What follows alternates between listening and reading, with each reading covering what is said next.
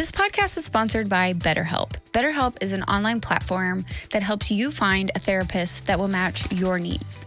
BetterHelp offers live video chats, open discussion, conversations with real therapists in real time if that's what you need. I personally love it and have used it now for almost 2 years. I would really recommend, if you need someone to talk to that is not in your family or your friend circle, that you reach out to betterhelp.com and you will receive 10% off if you use my code BGP. So again, that's betterhelp.com/BGP to find the right online counselor for you. Hi, welcome to Big Girl Pants Podcast, where we talk about health, wellness, careers, parenting, relationships, and everything in between. I am your host, April Melton. Sit back, relax, and enjoy the show. Welcome back to Big Girl Pants Podcast. We have a return guest today that has been on the podcast, which we haven't decided if it's 4 or 5 times. It might be 5 times, might be 4 times, who knows? But please welcome back Mary Robb. I am so excited to have her back. I am so excited to be here. She is now officially a podcaster, guys, so she's basically a pro. Like, you'll never have to worry about Mary not knowing what to say or carrying the conversation. Not that we've ever had that concern ever before, ever in any of our episodes, but yes, welcome back. Thank you so much. Yay. I'm excited to be here. It's so funny. We actually toured this studio back in December before we chose the other one, but this is so fun. Our podcast, The Aesthetic Edit, has just been such a blast to do. And I'm just so grateful that you've invited me to be a guest over the years, because you helped me get just a little taste of what it feels like. Isn't it so fun? Is it not like the most like creative, but also like stimulating outlet you've ever had? Yeah. Like, you have to challenge yourself on the questions that you're asking people, how to lay out your podcast. Like, what do you want it to be about? All of it. The name. It's like a new baby. It's my favorite way to tell stories, and it's also my favorite way to learn new things and to also learn stories from others. So I love this long form content format. I know, it's the best. Yeah. And like, this is the only time like in your life, aside from potentially a business meeting, where like you will have no other distractions. Yes. Like, you can't like check your phone in the middle of a podcast unless you're like Googling something, but you know, like you make eye contact with your guests, you talk to them, you hear them, like, because all of your next steps depend on the things that they're saying. Yeah. So you actually tangibly have to be involved in the conversation. Well, we're present. We're here. Present. I love it. So the last time we recorded an episode was in 2022. So that was 2 years ago. Yeah. So I would love to hear all about both your podcast and your business and how it's growing. Yeah. And anything else you want to just add in there. Oh my gosh. We were just talking about this. It's so crazy how much you change over the course of 2 years. I know. I think this is what I love about you too, April, is that you share the value of just having a growth mindset and just being humble enough to be self-aware and looking at and to be like, I want to be better. Well, you know, I don't think that really serves me anymore. But, you know, I was thinking about this on the way here.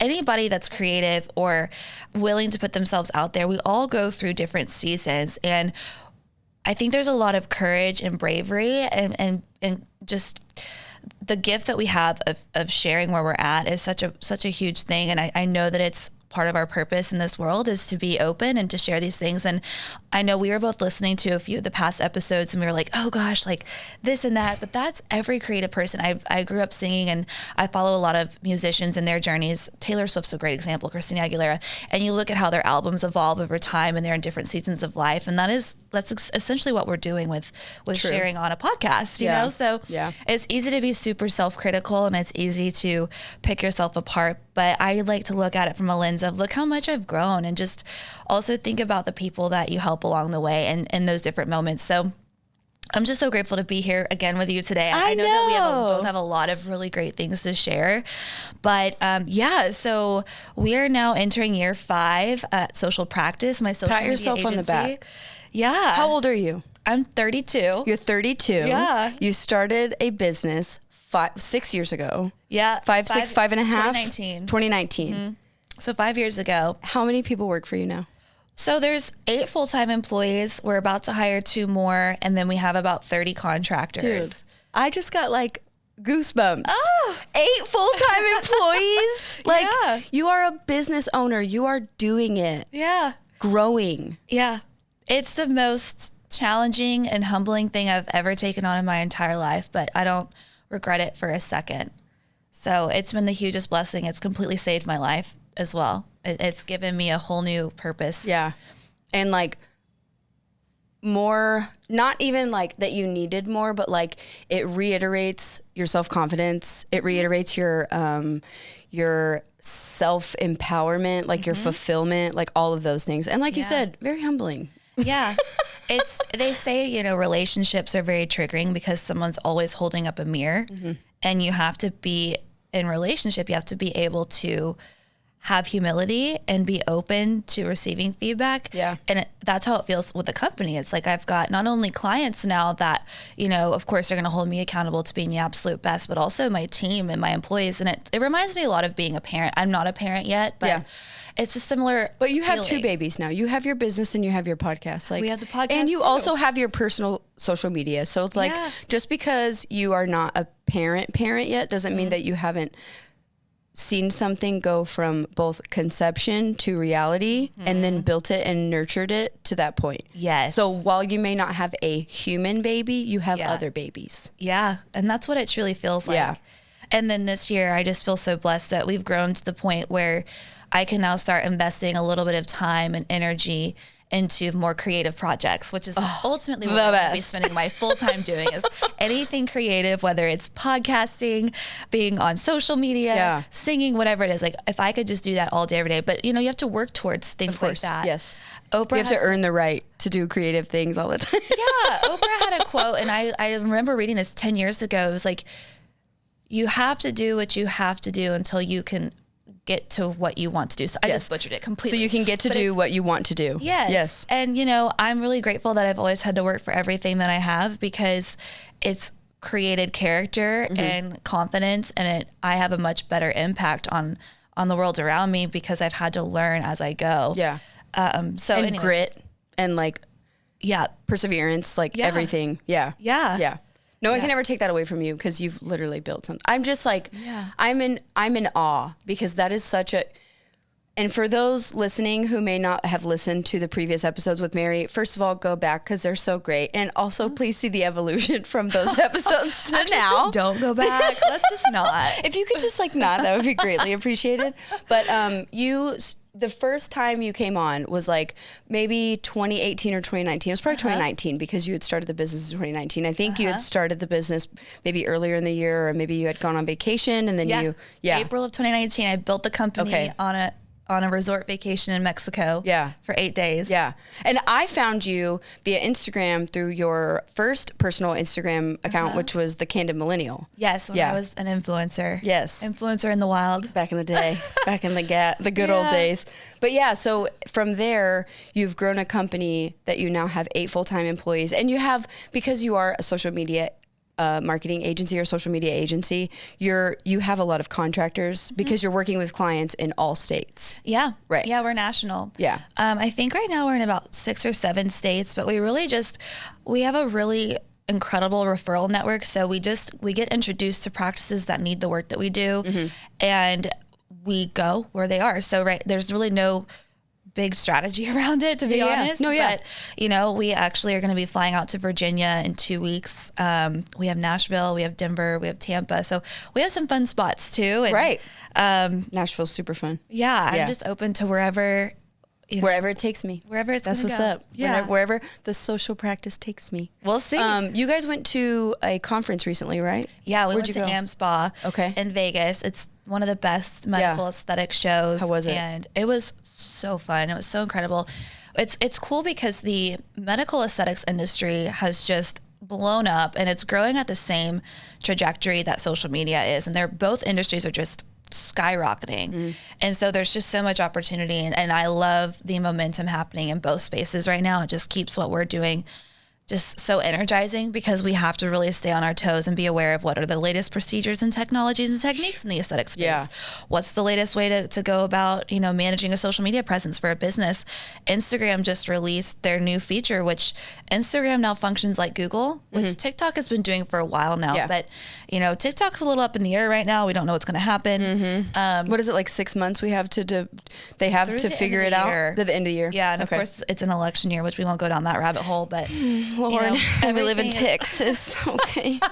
everything it's tied together. So awesome. But I will say what I found is majority of people are still on Instagram. I mean, a lot of people use TikTok, but especially for business, Instagram is the place to be right now. So we're not super concerned about it. And we're just currently researching how do we optimize our clients' campaigns so that their content's showing up now in this new algorithm, because people can literally search Botox provider Dallas, plastic surgeon Dallas, or wherever you're at, and it shows content. Nice. So it's so much easier to use. So Yes. you can find exactly what you're looking for. Excellent. And you're working with, I remember we talked about this last episode as well, but even last episode, you were a little more open to the types of clients that you were going after, but now like you've really like kind of honed into just the aesthetics and like, not necessarily aesthetics. plastics and derm, but like aesthetics. Yep. So like cosmetic dentistry, Yep. Plastic surgeons, Yes.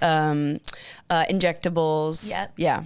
It's, and the way to look at it is it's the clients that we're serving, they all have this same target patient. Right. It's people that value their health and their wellness and of course physical appearance. But Yeah. we also are more of a mission driven company. We are faith based. And so when we're looking to partner with clients, we are looking for the clients that have, you know, certain ethics in place, a certain amount of social responsibility around the work they're doing. Interesting. I think where we find a lot of joy and passion in the work we do is that our clients are changing people's lives through the Right. things that they can do. Yes. And for us, it's really important that the clients we're working with, you know, have that value driven mindset. Yeah. And we love clients that really understand the power of saying no. And the ones who really value not only the physical health of the patient, but the mental health. And we actually have a lot of conversations about that on our podcast as well. So Also, please check it out. It's called The Aesthetic Edit. yes. And it's you and who's your co-host? Savannah. Savannah. And she Yes. works with you, right? Yes. Perfect. So she came in a little over a year ago and she is just, oh my gosh, she's such an incredible woman. She has so much energy, so much You can just see it. fresh ideas Yeah. coming to the table. We're just like this kind of this yin and yang energy, but we also have so much in common. I know. And so You can really like, even just like with your, and if you guys are listening, let's say like you're driving or you're not able to look it up, whenever you get to a place, definitely look her up.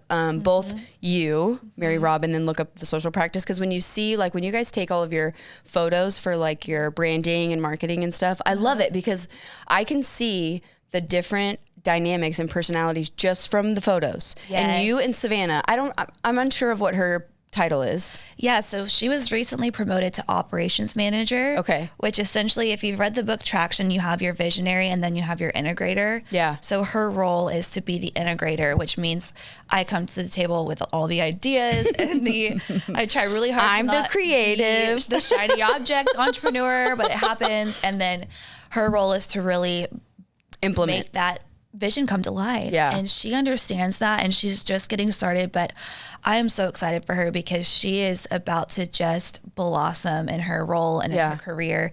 And that's what I'm passionate about too, is when I see potential and talent in people, I just want to be the person in their life that makes that come to a reality. And I want to push people beyond where they ever thought they could go. It's not just like, and I think that's what more and more, not only employers, but like, and as yourself, you're a business owner. So you are not only are you affecting your employees' lives every single day, but you're also like making an impact on them both socially and personally, because like Yeah. you're not going to, you know, let's say 15, 20 years ago, a lot of companies would look at the person on paper and say, oh, you have the skills to do this position. I don't really care much about your personal life Right. and how that might affect your job, right? Or your career. But for you, bringing in these young women, basically is what you're bringing in, is like new talent, you know, professionals who are very early and getting started and they want to be really good at their positions and they're bringing fresh ideas, like you said.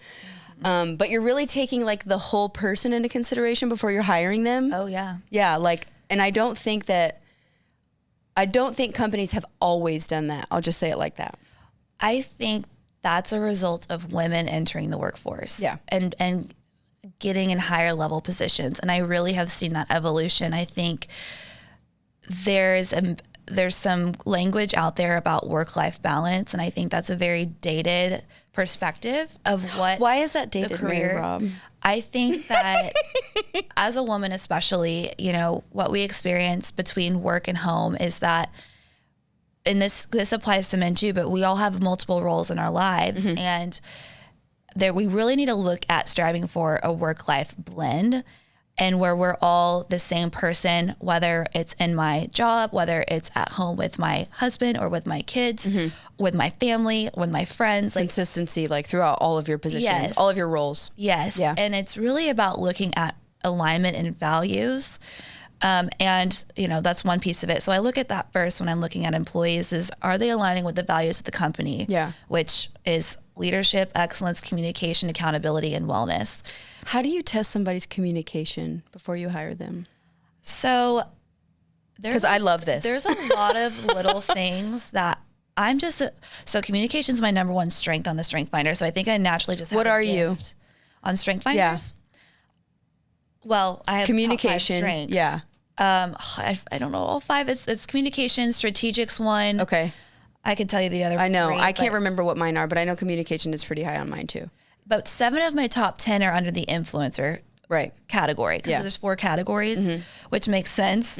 But yeah, so testing communication, I think, how well do they articulate through email? How prompt are they in responding? How mindful are they of themselves and the things they're saying? How intentional are they? I don't like, especially in the getting to know you process, I don't like people that are super short. I think it just shows lack of interest and Yeah. lack of, I don't know, just Depth. yeah. You know, the work that we're doing, we're wanting to create impact and have meaning behind it. And I can't do anything can't work with anybody that's not going to really want to show up and For give sure. it their all. And then I look for, I mean, more the like technical things. I mean, don't send over like an application with spelling errors or grammar errors. Yeah. Especially Or incomplete. we're a marketing company. Like Right. our job is to write and to communicate All the time. These are such simple, like basic level things, but But you'd be amazed by how many people would, and I think the difference is, so you're a business owner, you are hiring, you know, new talent, fresh new talent that's going to have an impact on not only your bottom line, but like just the environment and the culture as a whole, because now you're not just yourself anymore. It's not just you or one other person or you and a bunch of contractors. It's you and a bunch of full-time employees. So that's, you know, the days that we show up to the office. That's the days that we collaborate. That's the days that we work on projects together. That's the days that when it's raining and the weather's bad and somebody gets a flat tire and then they have to come into the office. Like, how is that going to show up in our company? exactly. Right. So it's Exactly. like those things are so key. And I think as someone who's been in recruiting forever, like some of the entities that don't prioritize those things, it really does surprise me, because I'm like, are we really surprised that this person didn't necessarily show up in the way that you thought they would when you didn't pay attention in the beginning when you should have? You know what I mean? Yep. Yeah. I think too, this is something that I think if you're going to be in a role where you're hiring people, you have to have some sort of this intuitive gift. And I think I have been blessed with that, where I can feel people's energy. Yeah, man. It's very loud to me. It's very loud And almost deafening. Yeah. And that's all types of energy. You're like, whether are it's you people- happy or mad at me? Do Yeah. you like me? Do you not like me? What's going on? It's very rare that I can't feel, or I've only like come across like maybe 2 people in my life where I'm like, I don't know what's happening. I can't read it. Yeah. Right. Yeah, I know. So I think that really helps. And I think that some of the lessons I've learned in hiring is just trusting my gut and trusting my intuition. And I've learned that the hard way multiple times, but I'm getting a lot better at it and just having discernment. And then I do lean on my faith when I'm not sure. Yeah. Pray about it. I pray about it. Yeah. And every single time I get that clarity that I need. Yeah.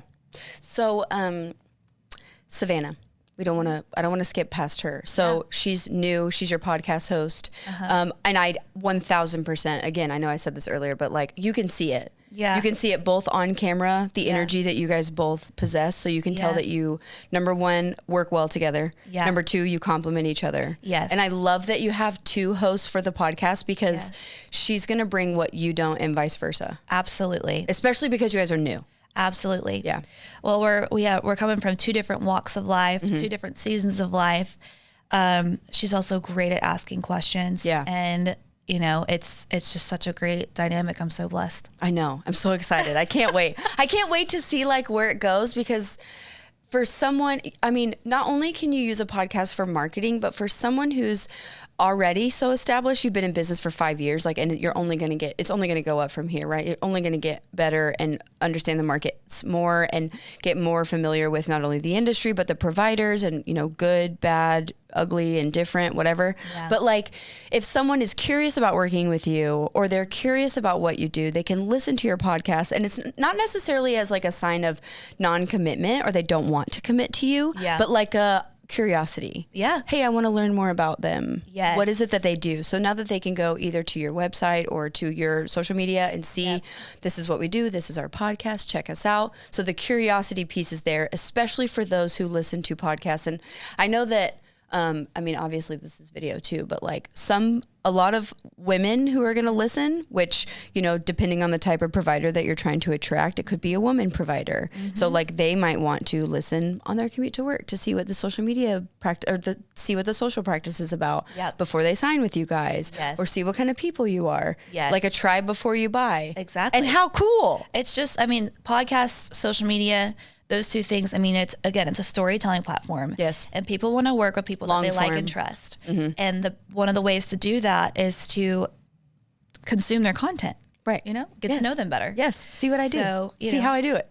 That's how I make my purchasing decisions, so it's like. It's funny because you mentioned how Instagram is now like Google, where you could search. Do you know how long I've been using TikTok for that? Yeah. If literally yesterday, and this is just a very random example, but I was like, I need to wash all of my gym clothes and I need to like freshen them up a bit. Yeah. So I literally learned, I was like, you give them a vinegar bath and then you put them in the washer and then you add baking soda when you wash them, and it removes any and all odors. Even just like my tops that have like deodorant smell in them. Like, yes, it removed it. Really? So it worked. TikTok. It worked. Okay. I know. I'm obsessed. And that's where I go all the time for everything. And I'm like, this is amazing. But yeah, so like, awesome. And just like not even, Botox provider Dallas, right? And for those who are listening who don't necessarily understand that label aesthetics, so like, like we said, cosmetic dentistry, when you say someone who's doing injectables, meaning Botox, fillers, etc., and then your plastic surgeons who are doing like your facelifts and your procedures, all of that surgery, all of it. There's so much diversity in that space too, because it's like depending on what you're looking for, depending on what you need, like, and to be able to not only see like their social media and for them to grow their practice on social media, like so impactful. Yeah, well, and one way to look at it is... Go ahead, I'm sorry. No, you're okay. I know. There's one way to look at it. That kind of work, they're artists, right? Like every surgeon, every provider is going to have their own technique. They're going to have their own approach. They're going to have their own experience. So you are purchasing a solution from someone who you're going to be looking at what kind of art can they do? Yes. What is their bedside manner? What is their personality like? What kind of things do they value? And the best way to showcase that is through social media. Yeah. So, and like there's a plastic surgeon that I follow. I don't think you do his social media, but I have followed him for so long, and he's local. So his whole team for Halloween, they're like known for their Halloween situation. The whole team dresses up, not like him, but they all have a theme, and I always watch that. But they are consistently showing side-by-sides for plastic surgery, like a mommy makeovers, which is like a tummy tuck, and also a typically like a breast lift or a breast augmentation. Or both at the same time. Or both with potentially liposuction too. Yep. Which, like, sign me up, okay? Can we get a promo code for that? Thank you so much. But yeah, I follow him, and I always see his posts, his side-by-sides. And, like, even with Matt, like, he and I will share it back and forth, be like, wow, look at this. Like, look, yeah. And, like, that is whenever I think, like, oh, maybe I want to undergo a cosmetic procedure. Okay, maybe I want to go to a plastic surgeon. I'm going to refer back to the repetition, and the first thing that comes up in my mind, what's going to come up in my mind? The doctor whose Instagram I consistently see and share with my friends. Exactly. Like, Exactly. yeah. That's how it all works. Because what else? It's not like we watch TV anymore. We don't. Like, if we do, it's programs that we want to watch without commercials. Exactly. Right. Yep. It's a whole new way that we need to be getting ourselves out there and Yeah. marketing our businesses. I'm just so I'm so impressed and so excited for you because this is just like such a big deal. And like, even like you guys being, you know, like the go-to for like aesthetics. Mm-hmm. It's so exciting. Our mission is to be known as the best social media agency in the medical aesthetics industry. So that's what we're striving for. Manifesting it day by day. Yep. Yeah. And we're learning, we're growing as fast as we can, but it's a great time. And the timing also, I think, Perfect. in business, that's the thing that I get asked a lot is, how did you know you wanted to start this business, or when did you know? And it was truly just the timing of when the demand was there for social media as a service, plus the growth in the industry that we serve. And the results sort of speak for themselves. Like, not only are you good at what you do, you're good at strategizing with clients, you're good at implementing a plan. And it's funny because a lot of people, you know, may listen to this and be like, oh, I'm sure that every single company she works with is like never apprehensive about getting on camera or making a reel or making content or whatever. And maybe that may or may not be the case, but it's also like showing them the value of those types of things. Yes. Incentivizes them to want to do more. It does. Yeah. It's not easy, especially when you're new to it. Yeah. And we do a lot of coaching and consulting with our clients because it's very triggering and it's very... And who likes looking at themselves in a camera all the time? I mean, if you're not used to it, it's a lot. But what we try and communicate to them is that this is how you're going to impact more people. We have to capture the things that you're doing and how you're serving your patients. And I promise you, it's going to attract in more of that ideal type of patient for your practice. So it all ends up working out. And the photo shoots are probably my favorite because we get that one-on-one time with the client. It's such a good experience for their teams too. It's such like a team building, bonding 100%. experience. It's so fun. So, you know, and just from a business owner's perspective, the practices that are willing to invest in this for not only themselves and their business, but for their team, the team sees that. And I see it. It just helps them grow. It just does. So, which gives then in turn their employees more buy-in because if they feel like their owner or the practice owner or the company that owns them is investing in long-term growth and long-term strategies, and they're like, oh, I'm going to have some job security here. Like, I'm going to be able to grow my career here. Yeah. I feel the warm and fuzzies about working here. yeah, Right. totally. So as a busy professional, I know that like I'm heavily dependent on caffeine. Yeah. But I've experimented with like a lot of different things, right? Like caffeine, energy drinks, normal things, like whatever. I've also tried this. It's technically a I've tried a lot of nootropics. I've tried Alpha Brain before, which is Joe Rogan's. nootropics. Yeah, which is Joe Rogan's brand. Yeah. It's by a company called On It, and like I've tried them before, but I've also tried like just some, you know, green tea supplements, just regular like run-of-the-mill stuff. Recently, I've been trying this stuff called Magic Mind, and it's so funny because it was on Vanderpump Rules. It was? Yes. How fun. So Tom, not the bad one, the good one. Well, Schwartzy. We'll say he doesn't. like they're both kind of bad. He doesn't get to be good or bad. But not Sandoval. It was Tom Schwartz. He was like, I'm experimenting with being sober, and he's like holding it up, and like that's what he was talking. it. I know, it was so funny. And when I saw that, it was like on their Instagram page. Yeah. But yeah, I tried them recently, and I really like it. It's like the thing that I'll drink like in the afternoon because it's really small. Yeah. It's like 2 ounces, and I just take the whole thing, sort of like a 5-hour energy or whatever. Yeah. But I drink it, and then I feel calm. Yeah. And I think it's because there's like ashwagandha in it. And then like I feel a steady stream of energy versus like a huge spike. Because I know you and I have talked about that before, like having ADHD and also being an entrepreneur and a creative, like it's hard sometimes to really stay focused, especially if the task at hand is boring. Oh, for sure. Dude. For sure. I mean, stimulants are so accessible. Everyone's on one, and it's just like our culture has normalized it. But I get the worst just negative symptoms from it. So I've been in search for more natural ways to help manage that health focus. But we just did our whole episode, and I feel like we were both very calm after we took our little, what's it called? Magic Mind before. Yeah. And I feel great. And that was the cool thing is like when I tried it the first time, I was really surprised because number one, I wasn't very sure that it was going to like have an impact. Yeah. Because, you take things, and you're like, is it working? Is it not working? Is it my coffee? Is it not my coffee? Yeah. But they also say that you could take it, like drink it alongside of your coffee with your caffeine. And it will, again, just like extend that energy level. Yeah. So you don't have like crash or tank. But yeah, it's been pretty good. I love that for you. like it. So you take it in the afternoons? I take it in the afternoons. Sometimes I'll take it in the morning, like if I have a podcast in the morning. Yeah. Yeah.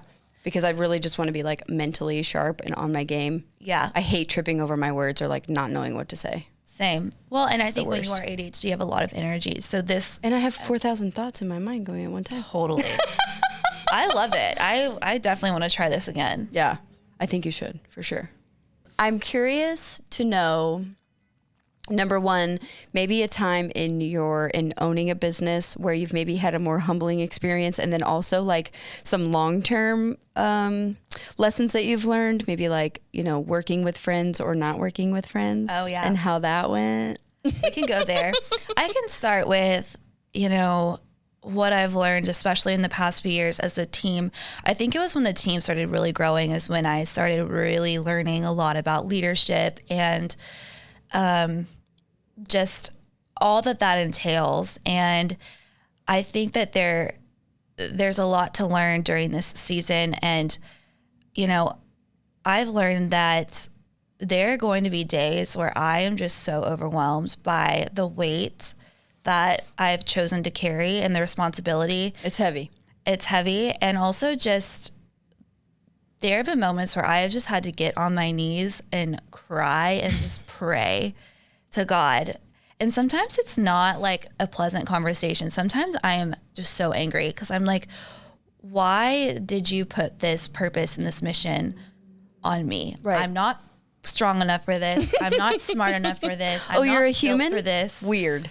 And I'm angry because I'm like, everyone else gets to go out in life and they can just do whatever they want. They can be an employee. They can live their best life. They can date whoever. Not and I can't me. do this. And it's those like moments where you're just like, it's so humbling because,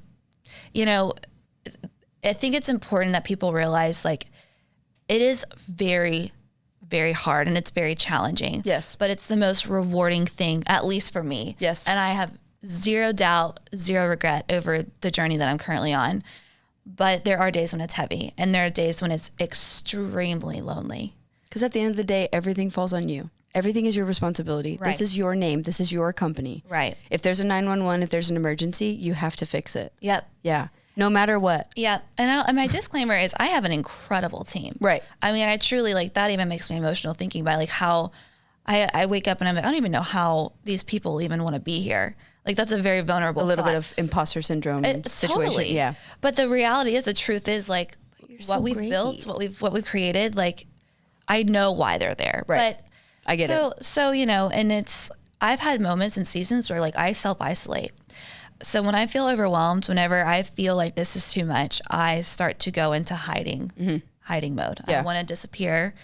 And I want to You're not like posting on your social media. You're not like being super positive or forthcoming with information or whatever. Yeah. And it's impacted my personal relationships. So I've learned and I'm still learning how to be more present and then forthcoming and knowing when to ask for support. Yeah. Because when I'm struggling, my default mode is to just hide and just figure it out by myself. But then that negatively impacts my friendships, my relationships with my family, dating, all those things. Yeah. It's like finding out how to communicate what you need in those moments and not just shutting down. That's so funny because that brings us to another point. How is dating as a successful female entrepreneur? And it's funny because I don't want to say that, but I do want to say that because, and I know that the whole like girl boss terminology, like that's over. We're not doing that anymore, but it's also like, but I am still a woman. Yeah. And I'm still a woman in business. Yes. And I hate when people tell me that I'm intimidating because again, am I intimidating or are you intimidated? Right. Because those two things are different. And just because I walk into a room and I command presence, not because I ask for it, but because I do, that doesn't mean that it's something that, number one, I'm doing intentionally. Number two, that is like a personal attack against you. Yeah. Because telling me that I'm intimidating, what are you telling me about yourself? Well, exactly. I had a coworker tell me that once. He was like 55. Well, that sounds pretty accurate. Coworker, number 1, 55, number 2, which no offense, but I'm like, what? I've experienced that too. And Okay. it's, they can't help it. They just don't really understand fully. But I think what I'm really passionate about at this point in dating is preserving my feminine energy for the dating environment. And I also am really passionate about keeping the idea and dynamic alive that women and men need each other. And I am a little disappointed by where our culture is currently, at least in some places, not across the board, but there is a lot of language and messages out there about how we don't need each other. Women don't need a man, just hyper independent. For sure. And there's a lot of disrespect happening on both sides. And there's a lot of miscommunication happening on both sides. Yeah. And I'm just currently on a journey of figuring out how to date intentionally and in a healthy way. And also I'm very curious about how can we now, in the world we live in now, how can we create and build, lifelong healthy marriages and relationships? I have not been able to do that. I'm still single. Right. But I do think we're up against a pretty interesting challenge in that we all have the same amount of rights. We all have the same amount of freedoms. We all have the same amount of opportunity. I was just talking about this last night on my Instagram. I'm like, I can literally do whatever I want, and I do. And it's so freaking cool. Yeah, Like it's the best. So fun. I love it. But it's also like, that comes with a whole new weight. Yeah. A whole new layer of responsibility that women like me at my age 50 years ago, they just weren't doing it. They weren't doing it. We also didn't have the rights to do it. That's it. So it's like, which is such a challenge because could you imagine not having a credit card? I would be a part of the 50s opioid epidemic. I understand why they were numbing out. They couldn't go anywhere. Okay. They were trapped. I would be like, F this. I'm going to take my pills and call it a day. Love you. That is so funny because yes. Okay. And I remember my dad's mother, okay, specifically, she was checked into Betty Ford multiple times because she was... Oh, I have a story about this too. Yeah. She was essentially a single mom, or I'll say society loves the term solo parenting when your spouse is working out of town. She was solo parenting for the entirety of her parenting career. She had 4 children, and my grandfather worked out of town Monday through Friday. Yep. So she's managing, parenting, loving, providing, cooking, cleaning, everything. Oh, yeah. That's operating a business. But then we're calling her hysterical when she says, hey, enough is enough. And I also don't have a village or a tribe. Oh, I have chills. Same. That's exactly what I witnessed with my Nana and my Papa. So my Nana was a You're so cute. stay-at-home. My Nana, my Papa. And my Papa was in the FBI for 35 years. Whoa. He was traveling all over the country. Very, successful, good man. Yeah. But she was home alone. This woman had a college degree, which back then that wasn't even a thing. I know. She was exceptionally talented at writing and creating music. Highly intelligent woman. But she was at home with 3 boys. And she was in and out of the mental hospital for her entire life. And I just remember being at their home and like looking around and just like, I see the piano, I see the things she wrote, I see who she and you was. can feel it, like the energy. Like I feel like she was held back, and I feel like it suppressed, made her of course, go absolutely insane. And I honestly, it breaks my heart thinking about it because I'm like, it's not her fault. And granted, I don't know all the details, right? Like we don't know what that look like era was right. like. Yeah. But we didn't live in that era, so we can't No. speak to the true life experience or firsthand experience, but I can speak to what it could have potentially felt like. Well, and what makes me sad about it, and I'm not saying this is why it all happened this way, but Felt she like passed Betty away.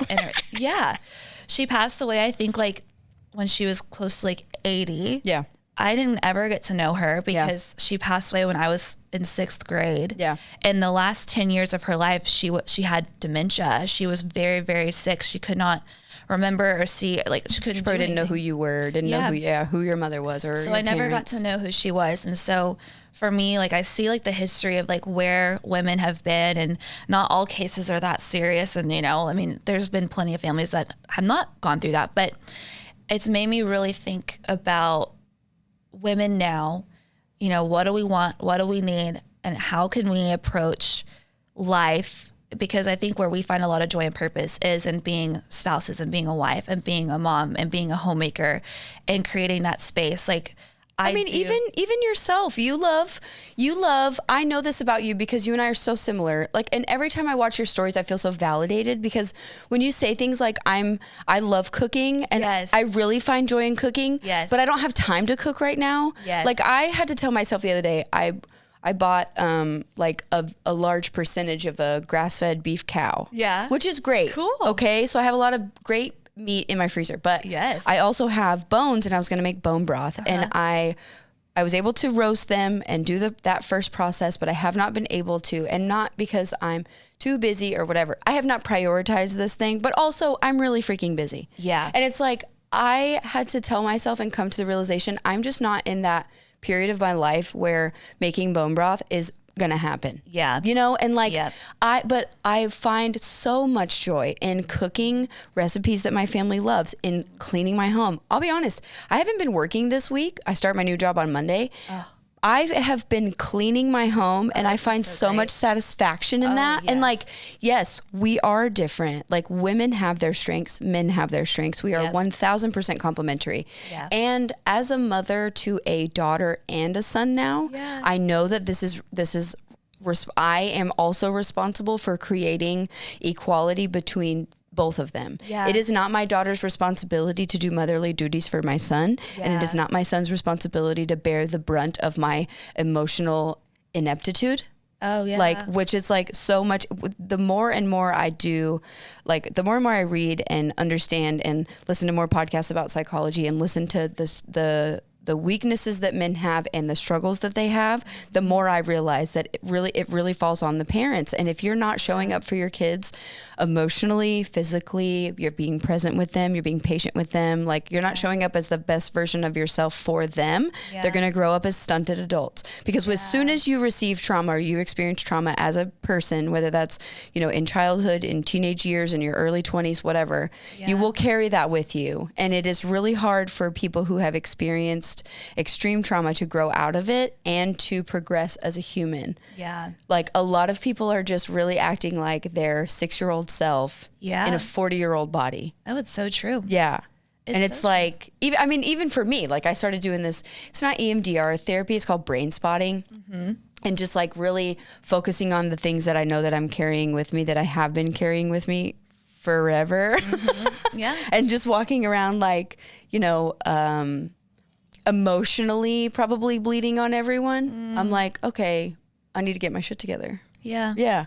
Well, I appreciate you for sharing that, because it takes a lot of courage and a lot of self-awareness. And there's a lot of people that walk around that unfortunately don't have self-awareness. And it's so hard because there also are a lot of highly intelligent, highly successful people that are in positions of power and leadership and influence who don't have that ability. Yes. But the fact that you're wanting to break that pattern and be better for your children, we need more people that are focused on that. So I'm so grateful that you're sharing that. And I've been through my own version of that. When I was listening to our podcast this morning on the way up here, the old ones that we've done, I was like, I was still in my season of healing and of really developing that self-awareness. I had some self-awareness, but we all have to go through our own seasons of just growth and evolution. And I do think it's a lifelong journey, which that's okay. I think we can give ourselves grace and just know that as long as we have good hearts and we have a genuine commitment to being better every day, that we are enough. Yeah. And that's it. That's tough. But yeah, so I'm the same, like with men and women.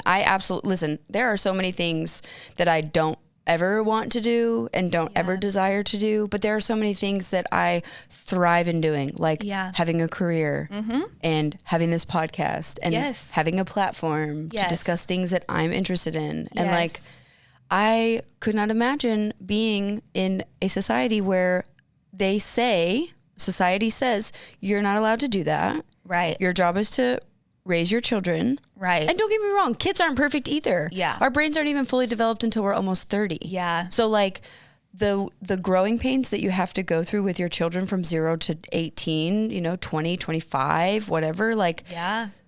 after that about 6, 7, 8 year mark, like it becomes the most challenging job you've ever done. Yeah. And the most thankless job you've ever done. I'm Yeah. sure they're grateful and they love you, but they typically come back and say, I'm so sorry for how I was when I was a teenager. Yeah. No, they typically do. Yes. If they're grateful children. Yeah. But yeah, it's like, how do we date in a society like this? How do we date when the moms, how do we date when societal norms are still like women, or red pill alpha males are like women should be in the home, women should be cooking, or, I'm not sure what Grant Cardone's wife is, but she's been pretty popular on social media I am now. obsessed with her. Elena Cardone. Yeah, I just Elena. listened to her podcast, Yeah. The Skinny Confidential. Blown away. Everything she said is 1,000%. It's spot on. Yeah. She's amazing. Yeah. And it's like, there's so many opinions out there. Like, how do we find that balance where we're like, we really are not only like meeting, dating, marrying emotionally intelligent and self-aware men, to where it's not a gender role to show up for your partner in whatever way it is for you, that they need you to show up for them. To be supportive. Right. I see it on both sides because, I've been in business for over 10 years. I work with a lot of men. And so I don't want to like peg them as like, oh, they're the ones that are the problem because they're not. No, man, we're supportive, both because guilty. There's men I that think are it's not just supported. people in general, because I think that there are men that struggle with certain issues. There are women that struggle with certain issues, but I think that there is a good number of people who struggle.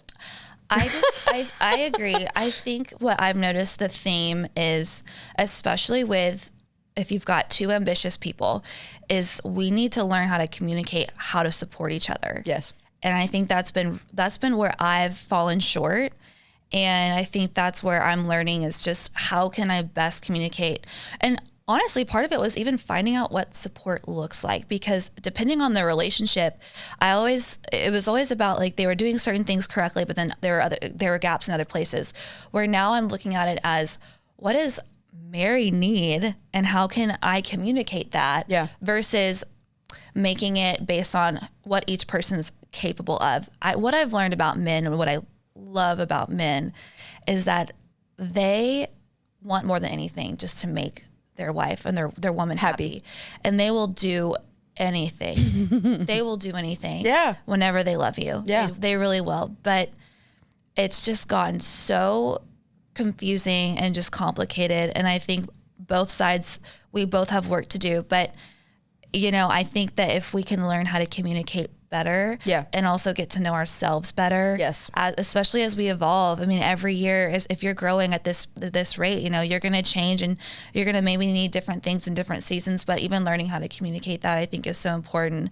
And just to kind of go back to answer your question, I was thinking about this when you were sharing about like men and women working now, is that there is, something was said to me a while back, and it was like, how are you going to be a mom if you're operating this business? And I just... Somebody said that to you? Yeah. And I just want... Would they ever ask a man that question, though? I don't think so. Right. I don't know. Would they ever look at a man and say, how could you be a father while operating a business? Right. I mean, that was actually my question back. But anyways... But I think just it's like Rihanna when she gets so pissed when they're like, what are you wearing? And she's like, did you ask him that? Yeah. Did you ask him what he was wearing? I just want to put this awareness out there, because I want women to be able to speak about this from a very just like logical perspective, because I think when we do show up too emotionally or too much, we react feisty, emotionally. The men just shut down. They can't hear anything we're saying, which is understandable. Here's the thing. As women, we are so multifaceted and we have so many gifts to give to this world. And we have a bigger purpose than just being a mom and just being a wife. Now, for some women, that might be their whole purpose, or maybe it's, being extremely involved in the school PTA or volunteering and being more of a support system in their community, which is fine. But the reality is, like, for any human to be happy, they need to be living out their purpose. Yes. And for me, or for an ambitious woman, that means that I have a career that I am proud of, and that I know I am giving my all, and I'm really utilizing my time here on this earth correctly. Yeah. And part of that for me is having a business and having multiple businesses, honestly, where I am creating opportunity and creating impact in as much as I can. And so if that means that once I'm a wife and once I'm a mom, that, you know, I'm going to have support at home, whether it's a nanny or daycare or whatever, but I'm still going to prioritize my kids in certain places. Absolutely. Like, do I want to be at all of the games, all of the activities? Yes. Do I want to be at every birthday? Of course. Like, there's going to be that balance, and I'm not there yet, but it's like the whole idea of happy wife, happy life. Yeah. I need to make sure that my cup is being filled for me to be able to go and pour into my husband or my kids. And I think that that's the mindset we need to have. And just like whenever I end up with a partner, like, I want to be that support. I want to be that cheerleader that's Yes. like, you want to go out and you want to build this company. I support you. you. Go out and be on this mission. I'm on your team. I am on your team. Right. And I want to be your safe place. Yes. And I want to be the person that creates momentum in your life. So go do it. Right. So if I want to be that, the safe landing space for you, but I also want to be your biggest cheerleader, and I want you to know that I believe in you no matter what. yeah. Right. And I don't want to be that person that's going to hold you back from that. But I expect that in return. Right. And so, you know, and I know that there's men out there that get that, but that's just been something that I just wish more people understood. Like, this is so much more than just men versus women or women versus men. It's We're like, so complimentary. Like, we're so complimentary. There was a post or like a reel or something that I saw that was like, you know, ask women if they would rather work for a woman or work for a man. And it's like, you know, I think, again, it goes back to the same thing as like, people show up for the highest version of themselves that they are. Like, and whether that's in like business, personal relationships, parenting, whatever. yeah. What your self-awareness, not just in the workplace, not just with your family, not just with your friends, like, it matters in so many different aspects. Like, because I can't show up for you if I can't show up for me. And if I don't know what that means to show up for me, I can't show up for you fully. Exactly. And then it's just a bunch of wounded people, like, continually wounding each other. Yes. And it's like, that happens everywhere. Piggybacking off of what you said about work, like, you're like, I want continuity between your home life, your work life, your personal life, your dating life, your, you know, extracurricular activities, like, whatever that is, I want continuity. I want you to show up as the same person everywhere you are. Exactly. You need to show up as, and I'm not saying that everyone, it's funny. I was listening to Joe Rogan the other day, and there was a statistic about IQ level, and like 15% of people have a level of 80 IQ or below. So What percent? 15. Okay. So the median, the middle of that, is between 80 and 150. Okay. And then there's a very small percentage that's higher than 150. We need to do this test. I know. I'm like, I need to know what I am. Emotional intelligence through the roof. Math, don't ask me questions.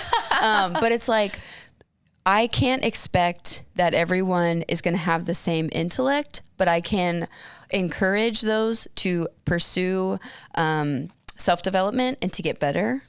And like, especially the people who are around me. And it's not about like, you know, telling people to get better or telling people to do this. It's about me doing things better for myself. And then when people are around me, I'm emitting that energy. And I'm like, I am humble. I am accountable. I am kind. I am firm. I am, you know, holding boundaries. I'm doing all these things, but also expecting those who are around me in the closest, you know, positions are also doing the same to meet you where you're at. Right. Mm-hmm. Well, that does bring up the topic of doing business with friends. Oh yeah. Because I think that all ties together, and you're right. Like, you have your own personal set of values. And when we have friends, though, we want friends that align with us from a values perspective, but friendships are so much more than that. And I think what gets complicated is, depending on your personal mission in this life and how quickly you're being called to grow and level up, there's that piece. Yeah. Then there's the piece of boundaries. It's really, really hard and I've learned this the hard way because I went through a business breakup with one of my best friends. Yeah. And boundaries I learned so much about, and I'm still learning even more. But whenever you're that close to someone on a personal level and they know all the stuff going on in your life and they know all the things, they know your deepest, darkest secrets, or they know your feelings, and feelings are fleeting. You could feel one way one day and then you grow from it the next, but they've seen the evolution of your growth on a deep personal level. Sometimes, actually, I would argue to say most times, it's not smart to bring that person into your business because there's just always going to be this cloudiness on both sides. This gray area dynamic. This gray area. And then what happens is resentment builds, then disrespect builds, then mistrust builds, and then the friendship just falls out. And that's what I went through. And I'm still figuring out like what was the purpose of that, you know, and I hope one day we can reconnect and rebuild, but it's been over a year, and, you know, I think we're still healing and on our own paths right now and just figuring it out. But I used to say, you know, doing business with friends, you know, you can totally do it. You can totally pull it off. And now I have a completely different perspective. I don't think it's the best idea 99% of the time. Yeah. It's tough because I recently went through something similar. And, you know, I think that when we get to a certain level of our competency as a professional, I think that, I don't want to say comes a level of confidence or arrogance. I will say a level of proficiency, right? Like where we've spent and invested time, energy, effort, you know, learning, curiosity, all of it into expanding our careers and getting better, developing. And I think that sometimes if you're going to go into business with a friend or going to do something with someone who, again, like you said, knows everything about your personal life and where you've been to now where you are, like it's very easy for our friends to sometimes see us as that person that they met in the beginning of your friendship. Correct. Then I've evolved and I've become this person, but similar to parents, you know, like my mom would always remind me of like, do you remember how messy you were in high school? And I'm like, yes, I do. However, I'm 36. Yeah. That was 20 years ago. Yeah. That's like, not me anymore. Right. When I was a teenager, I was an absolute mess. Yes. But like, I'm no longer an absolute mess. And I like to have cleanliness and clarity and a calm mind. So my space has to be clean. So like that, it is what it is. But yeah, I think that that's what happens. I think that's what transfers, is that like when you go into business with friends, they have to see that evolution too. And if they're not particularly present for that professional evolution, maybe they're not going to understand that. Yeah. And then, it can sometimes be complicated. It is. And, you know, I'll be honest, I made a lot of mistakes. Yeah. I made a lot of, you know, there's a lot of things looking back. I'm like, oh gosh, dang, I wish I would have handled this better. I wish I would have communicated here better. I wish I would have just, there's the boundaries thing. It's like, there's a lot of oversharing, a lot of emotional support that was going on. And like, I'll forever be grateful for that season because I could have not gotten through what I was going through on a personal level without my best friend being a part of my business. For sure. But, you know, I think. And sometimes I think, what is the phrase? God places people in your life for a season. Yeah. Or, you know, like a lifetime, a season or whatever. Like there are seasons of our lives where we needed certain people and relationships. Right. And we needed those relationships. And both parties grow. And I want to point that out. Like, it's not about like one person getting more than the other, one person getting taken advantage. I know for a fact, like in my experience, both of us grew in our own ways. And I know that, you know, even though unfortunately, like right now, like there's no relationship because of the business fallout. It's like, we both, it was a gift and it was a blessing in so many ways. And, you know, sometimes we just have to learn hard lessons. Yes. And like, hey, if had I not taken the leap and made that decision, I wouldn't have had the lessons that I had. So I wouldn't have the growth that I have now.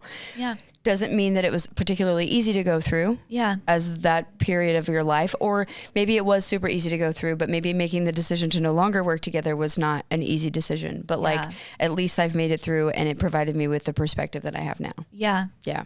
Yeah. I mean, you know, going through it, I was sick over it. I didn't want it to happen. It took me 6 months to even like really like come to the conclusion, like, oh gosh, like I don't think we can work together. I was so like, I just want to make it work. But you know, it's just, you have to learn. I was in a similar situation that I will say either God or the universe or whomever it was showing me these signs. Like there were so many being hurled at me. Yeah. And I just did not want to heed the warning. Yeah. Because I felt so compelled to make it work or to do this or whatever. Yeah. And now I know that, making the decision to step away and to focus more on, a different direction, then I'm like, okay, yeah, this is definitely where I should have been.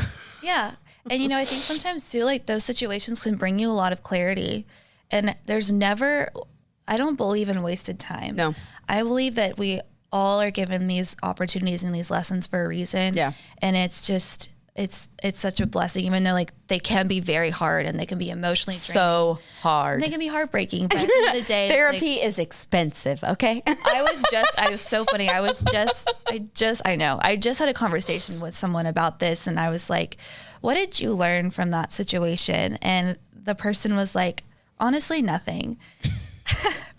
So being a naturally curious person, being like how? a challenger, I was like, let's unpack that. Yes. Let's just talk about it. Did you really learn nothing? Because this is someone I was like scoping out. Like, do I want to build something, some sort of connection with this person? And when we were done talking about it, it turns out there was a lesson to be learned. So it's like, I wish more people would be able to be a little bit more reflective in the sense of like, and when you're in the middle of it, like, I don't you just got to give yourself grace, get through it. But yes. being able to look backwards and say, okay, like, why, what happened and what was I supposed to gain out of this? Even if like, let's say you're the person who just like, you received the brunt of just terrible, yes, like bad stuff. Yes. Like you were essentially a victim, and that's okay. But like, why did that have to happen? And, yes. and how has that influenced your life and impacted your life so that you can now go out into the world and, 100%. And do what you're supposed to do? And even if you are, let's say, the receiver of the bad juju or the victim, quote unquote, let's say you're the loser in the situation,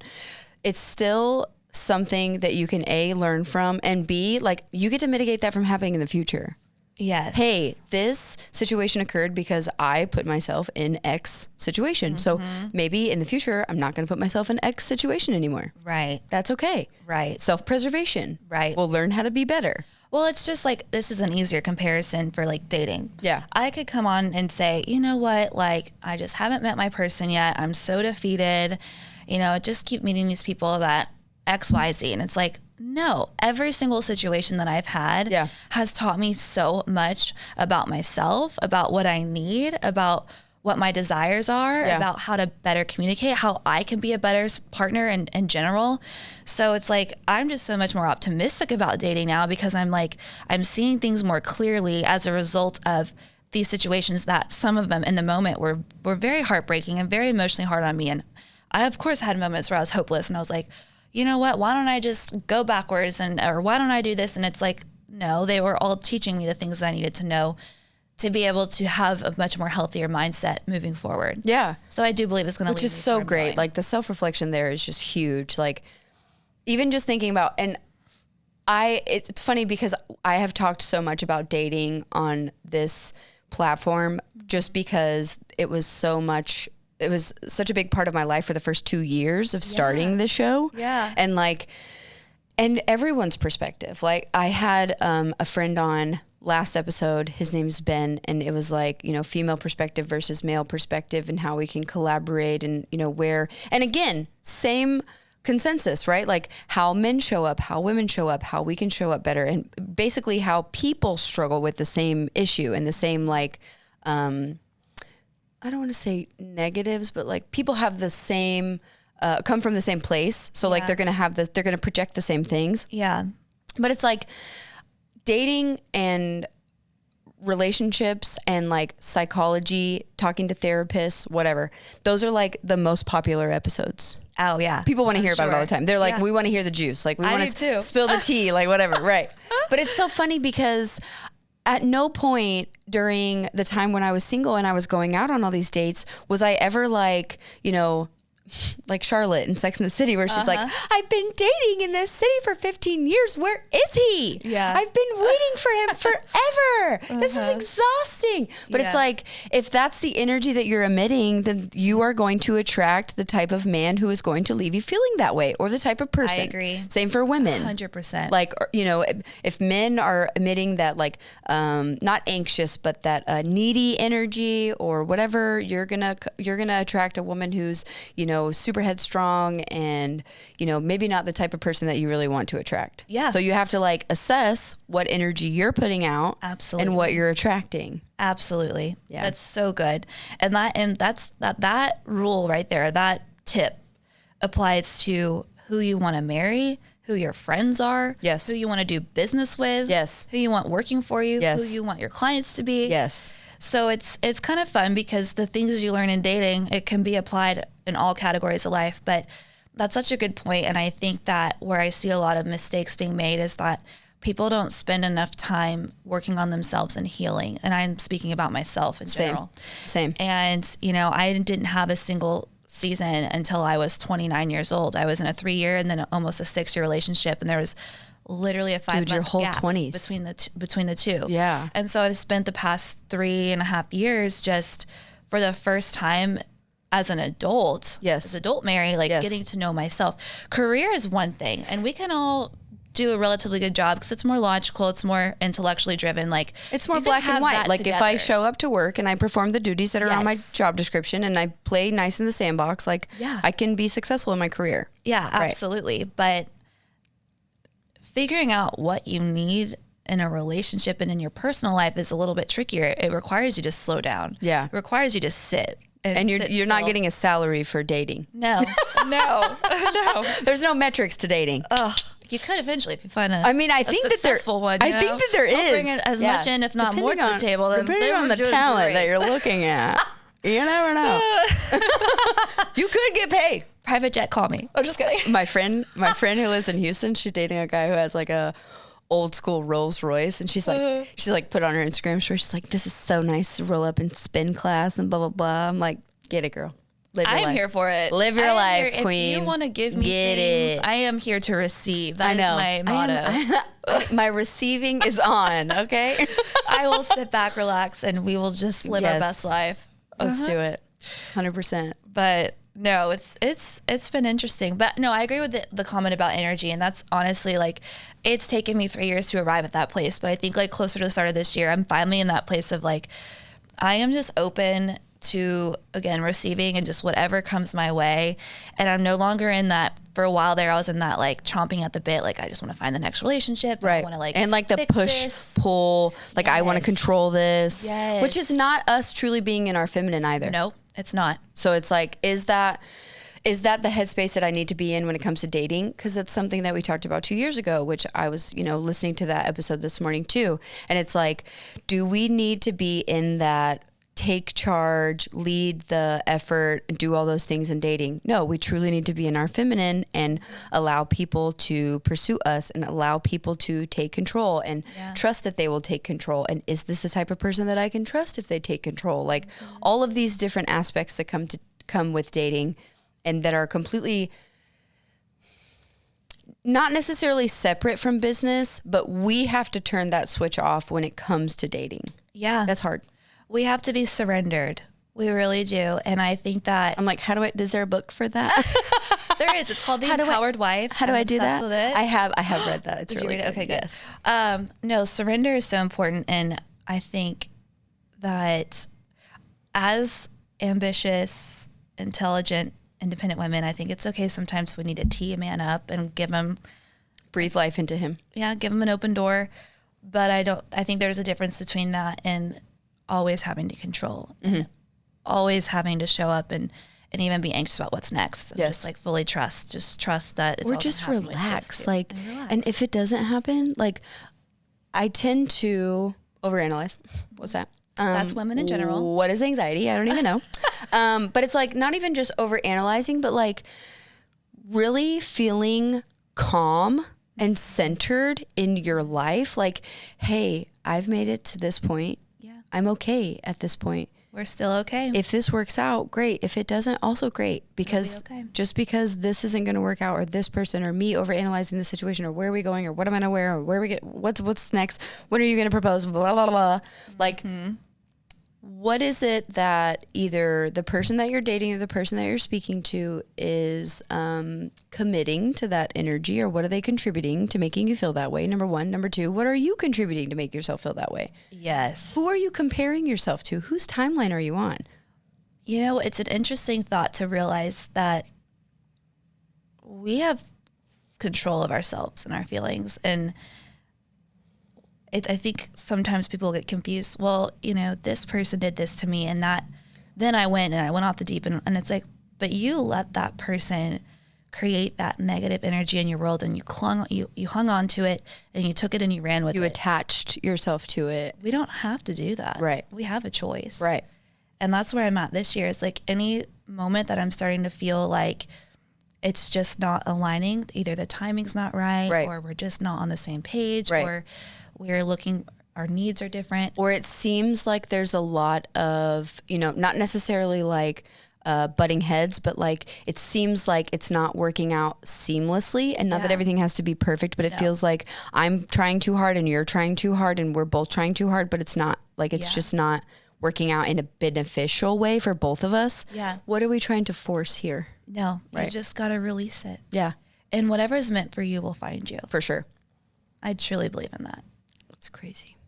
It's crazy. I'm trying to teach my daughter this. Yeah. It's going well. Yeah. What is she learning? Mostly with like friendships, because she's getting to the age where, like, you know, she's in 4th grade. She'll be in 5th grade next year. And, you know, these kids are really like developing their own personality, and they're starting to, I know for her, she's someone who, instead of being combative, she just kind of fawns. Yeah. She just gets really quiet in the moment, and she observes and absorbs all the energy from everyone, and she really takes it personally. So like, I'm trying to teach her that, like, you know, what is a time where you felt really good about yourself, or what is a time where you felt really good, like a situation, or when you went to play, or a person that you're playing with, or whatever.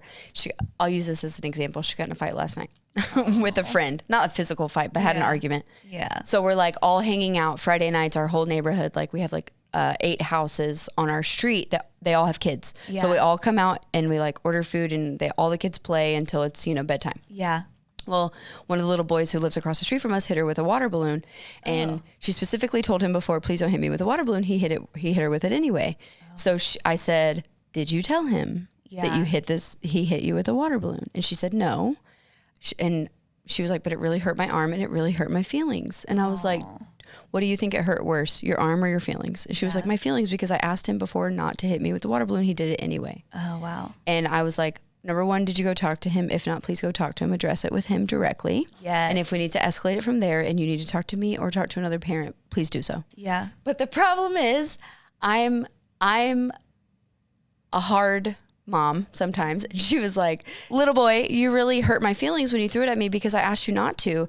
And he was like, I'm sorry. And she was like, but you did it, and I asked you not to, you know, as if like, because she made that, she prefaced it with like, please don't do it. You're not supposed to do it anyway. Yeah. But I was like, when somebody gives you an apology, whether you feel like they mean it or not, like, you have to take that apology at face value, and it is what it is. Yeah. Maybe don't put yourself in the situation where he can throw a water balloon at you anymore. And if he does throw a water balloon at you again, then you go tell his parents. Yeah. Like, we escalate from there. Yeah. Yeah. That was such but a it's good a parenting but it's a moment. hard lesson, man. Yeah. And she was like screaming and flailing and mad and all of it.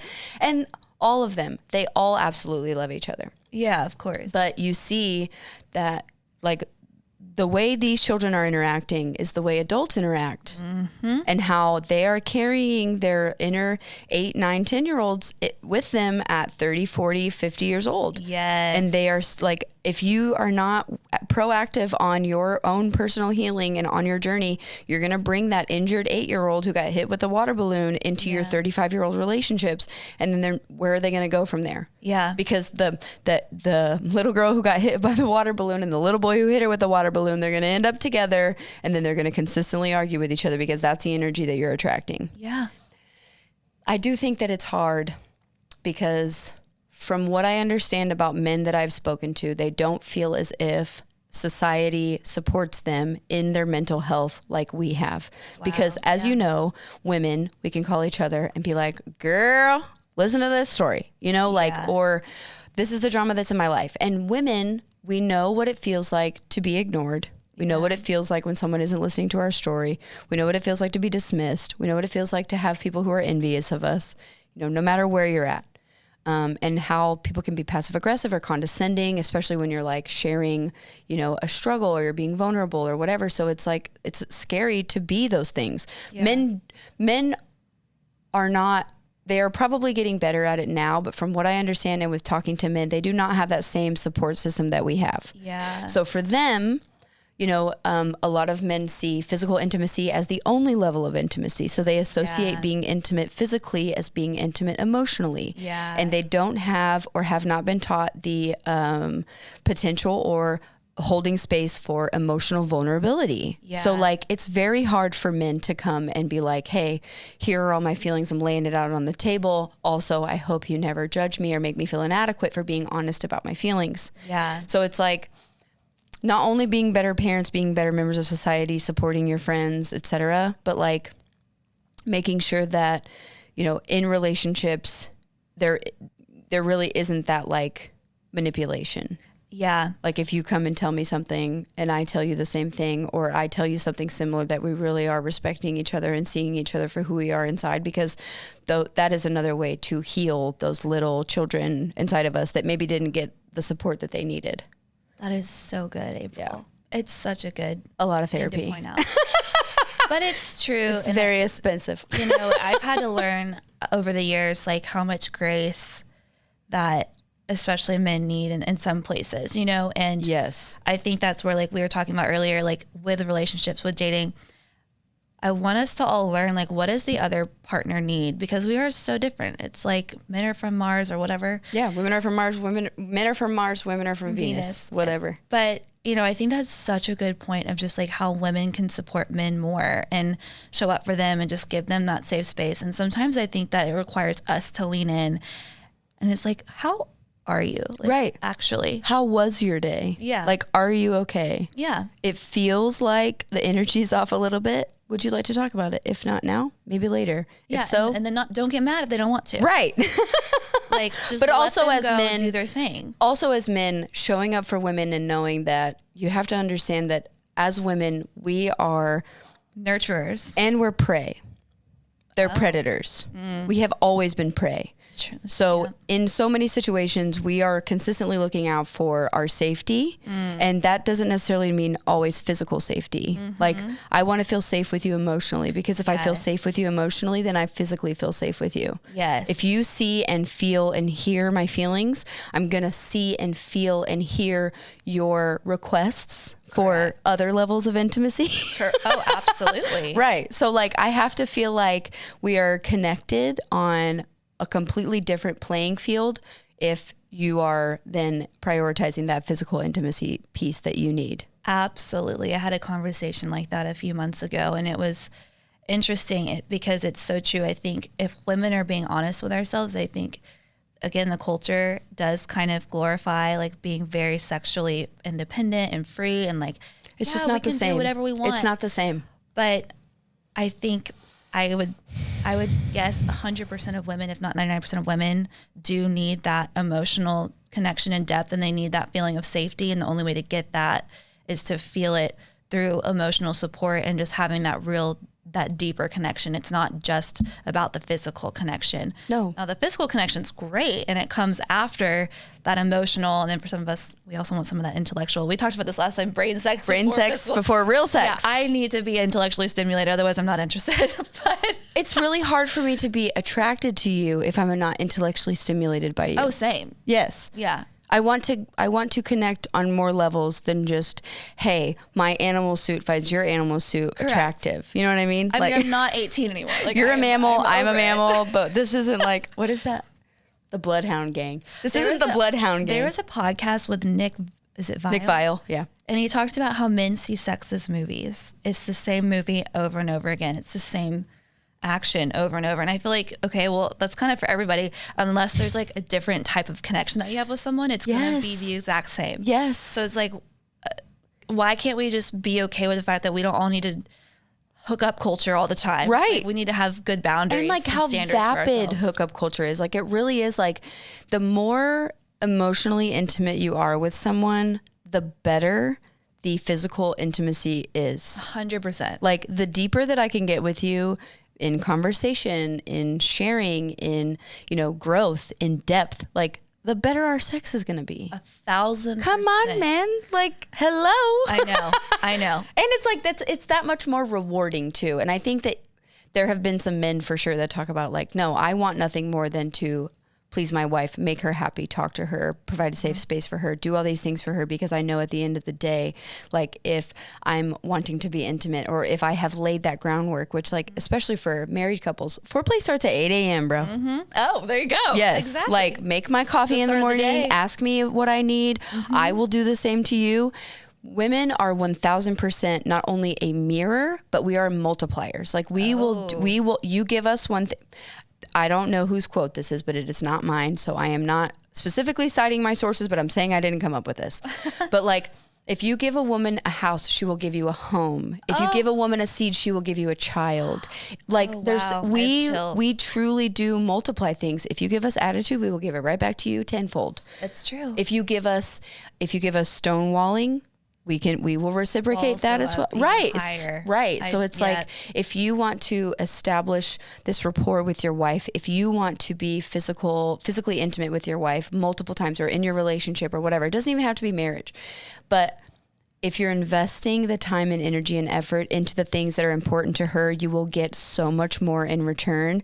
And I think that a lot of men don't understand that because, especially in business, a lot of companies promote transactional sales. Yes. Like, what are you going to give me for what I give you or whatever? But they don't see it as a long-term investment, similar to building relationships. Yeah. As a business. It's the exact same. The same reason why you get referrals from your company is because you've taken the time, energy, effort to invest in the companies that you're working with now. So they see that and they're going to refer you to somebody else. Yeah. But if you're only in it for the transaction, how much money are you going to pay me to do X? Yeah. Then you're not going to go long-term.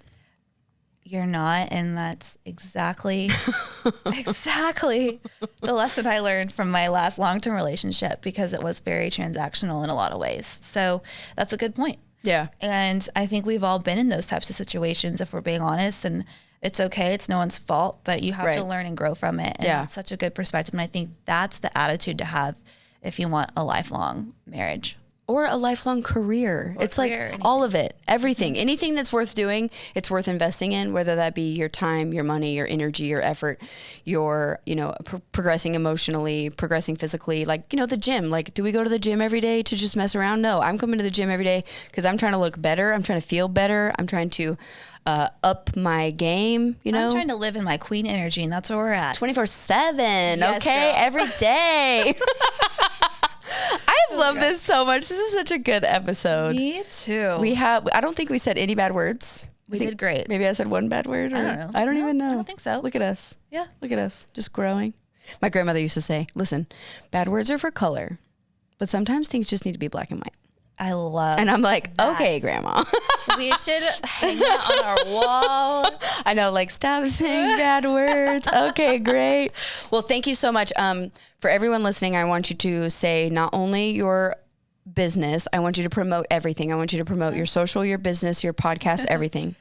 Okay, so you can follow the company Social Practice. We're at Social Practice US on Instagram, Facebook, and TikTok. Our podcast is the Aesthetic Edit Podcast. We're on YouTube, Spotify, and iTunes. It is a video podcast, so if you like to watch, you can find us there. The video is great, too. The studio is great. Yes. And my personal brand is Mary Robb, and I just share all the things going on in my life. Check out my stories. I'd love to the see you stories. guys there. I'd love to talk to you guys too. So please reach out. Let us know how you felt about the episode. If there's any part of the conversation that really resonated with you, or if there's things that you want us to dive into further in future episodes, I know April would appreciate it. But yeah, feel free to reach out to me at biggirlpantspod@gmail.com. Obviously, anyone who's following me on Instagram, you can reach out to at biggirlpantspod or at April J. Melton. Those are both my Instagram handles. Same as Facebook. And yeah. Don't forget to subscribe. Yes, like and subscribe, and please leave a review. Thank you so much. Yes. But yeah, thank you so much for coming. Thank you for having me, April. You always just I love ask the having best you. You're the questions, best. and you're a great host. And And you I just have so appreciate you for your opening up this conversation is platform. incredible. Thank Yeah, you. we always like ping pong back off of each other. It's the best. I know. Yes, thank you so much for coming. I love you. I love seeing the growth, both personal and professional. I'm just absolutely blown away by what you've been capable of achieving. Like, not just for yourself, but like for all of those other women who are listening to, like if anyone at any point felt like I have an idea, I want to start a business. Like I have a girl coming on in June 1st who is now starting like a professional styling business. And the way that her followers have like just spoken life into her, into this mission, into this cause, into this drive, and now she's building this business. Like women like you have paved the way for more women to do the same thing. You're absolutely inspiring. Thank you so much. You're so welcome. I love you. I love you too. Okay guys, thank We you love you so guys much. too. Bye.